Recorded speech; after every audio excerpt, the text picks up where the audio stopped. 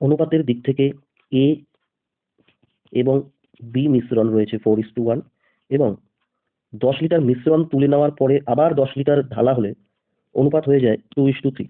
10 litre মিশ্রণ তুলে নেওয়ার পরে আমি শুধু বি ঢালার পরে 10 লিটার ঢালার পরে আমার সম্পূর্ণ মিশ্রণ আগে যা ছিল পরেও তাই থাকার কথা। এবার দেখে নিই, অনুপাতের দিক থেকে 4:1 ছিল, তার মানে 5 ভাগ, এবং পরেও 2:3 হয়ে যায়, তার মানে অনুপাতের দিক থেকে 5 ভাগ, তার মানে আগে যা ছিল পরেও তাই আছে। এবার আমাকে দেখতে হবে কোন মিশ্রণটা বেশি ছিল এবং কোনটা কমে গেল। মানে এ মিশ্রণটা আগে 4 ছিল, পরে 2 হয়ে গেল। তার মানে এই 4 থেকে আমি 2 ভাগ তুলে বি মিশ্রণে ঢেলেছি, তাহলে 3 হয়ে গেল। তার মানে 4 থেকে আমি কতটুকু তুললাম? 2 ভাগ, তার মানে হাফ। এই হাফ অংশ মানেই প্রশ্নে বলা 10 লিটার, তার মানে 1 অংশ মানে কত? 20 লিটার। তার মানে এ এবং বি মিলে সম্পূর্ণ মিশ্রণ ছিল 20 লিটার। অনুপাতের দিক থেকে 5 মানেই 20 লিটার হলে এর পরিমাণ হবে অনুপাতের দিক থেকে 4 ভাগ, তার মানে 4 সমান সমান হয়ে যাবে 16 লিটার। তো আমাদের অ্যান্সার 60 লিটার।